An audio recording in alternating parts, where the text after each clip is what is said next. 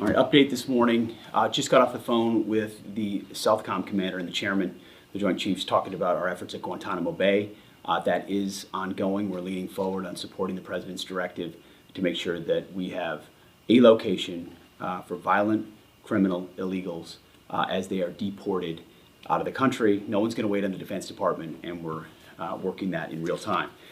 But I also wanted to give an update on the tragedy that happened last night here in Washington, D.C., and provide a little bit more information as we are actively working to investigate and understand what occurred and why.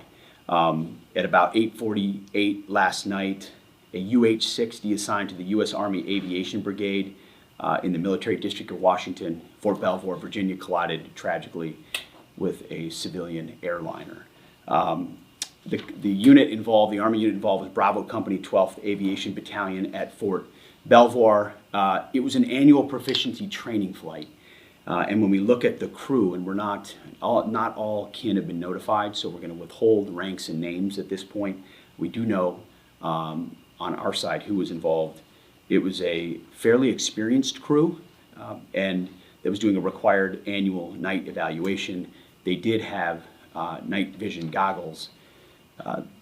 The 12th Aviation Battalion, as of now, is granted a 48-hour operational pause on contingency missions as what happened is reviewed, and a senior level aviation team, an investigative team from our Aviation Safety Center, was deployed last night and already is in Washington, D.C. to investigate what's going on.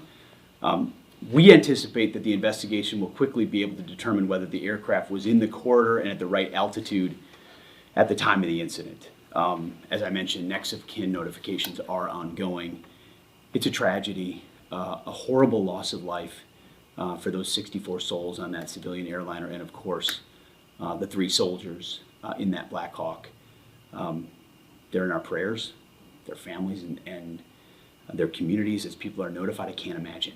And I know it's gone from a rescue mission to a recovery mission, and we're with all the first responders that are moving actively too. So at the Defense Department, our thoughts and prayers go out. We are actively investigating to find out what happened and why. And as we get updates, you will have them. God bless.